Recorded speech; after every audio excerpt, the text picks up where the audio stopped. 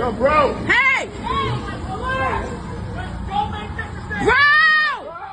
No, don't do it. Don't do it. Stop. Bro! Please don't. Stop. Look at me.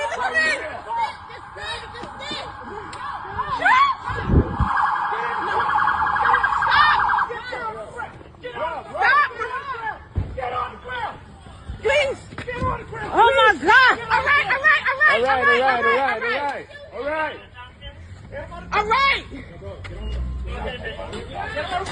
right. Bro. All right.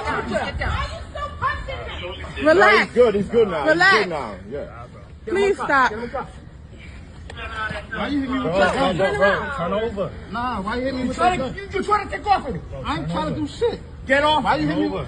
Get on the ground. Nah, why you hit me with that gun? Why you ain't got no camera on? Turn over. I got it on camera. Just stop, okay? Stop. Tase him. No, don't tase him. Nah. Oh my goodness. All right, so much to talk about in this video. Let's first and foremost talk about why this traffic stop even happened. Now, according to the limited information that I have about this stop, the stop was conducted because there was license plates on the vehicle that did not match the description of the car. Traffic stop is conducted as the officer is talking to the driver at the driver's side. He sees cocaine in plain view, and now he tries to extract the driver from the vehicle. Now, there's people that have sent me this video wondering, is this excessive? Is it not? Okay, first and foremost, I'm going to break this down from two different parts. I'm going to talk about the driver's actions, and I'm going to talk about the officer's actions. Let's start with the driver.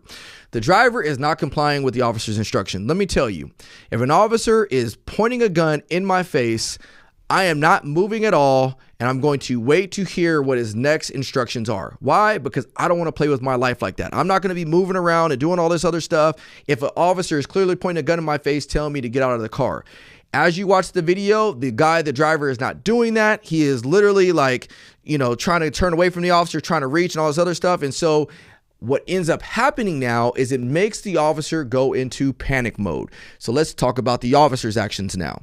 The officer has a gun out, and now he's also trying to yank the guy out of the car at the same time. To me, from a training experience, from my own personal training, I do not think that this is a good tactic, because you're trying to go hands-on with somebody as you have a gun in your hand. That just is a recipe for disaster. If you have a negligent discharge, if you shoot somebody else in the car, if you shoot the suspect unintentionally, it's just a recipe for disaster. So if you're going to have a gun out and you're going to give somebody a command, step back, slow it down, and tell the person clearly, like, hey, look, follow my instructions. If you do not comply with my instructions, force is going to be used against you. So it's clear. So I think it's hard, though, as officers to do this sometimes when you start to go into what I like to call tunnel vision, which is a scientific term. When you're threatened and when you feel like you're threatened, your butt is up against the wall, you go into tunnel vision, and you just start blacking out. You start doing all these things that you're not really paying attention to, which leads to the officer doing the pistol whipping next.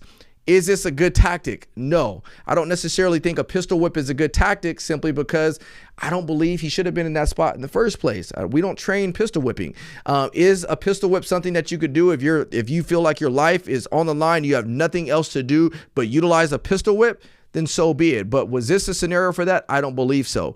Again, like I said, step back, control yourself, and then, call him out of that car, wait for your partners to get there. And if he's still not complying and you have to utilize deadly force because you feel like your life is threatened, then so be it. But again, it's just not a good stance for you to be having that gun and trying to grab somebody.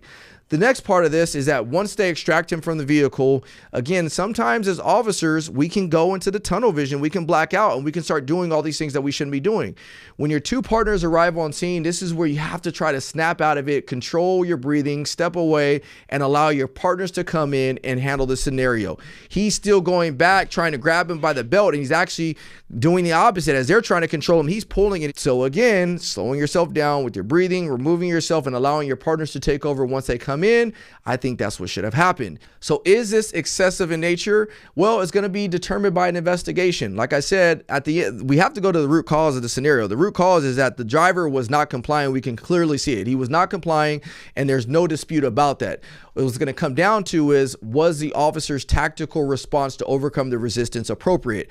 Again, and I don't know if that information is out there yet, but these are all observations that I'm just seeing based on my own training and experience. So what do you guys think in the comment section below? I know there's there's going to be people that say, oh, look, here you go, trying to cover for the officers. Look, I'm just giving you guys what I know based on my training experience. And I'm also doing what we all should be doing, is let the investigation play out before we determine whether or not it was justified or unjustified. What do you guys think?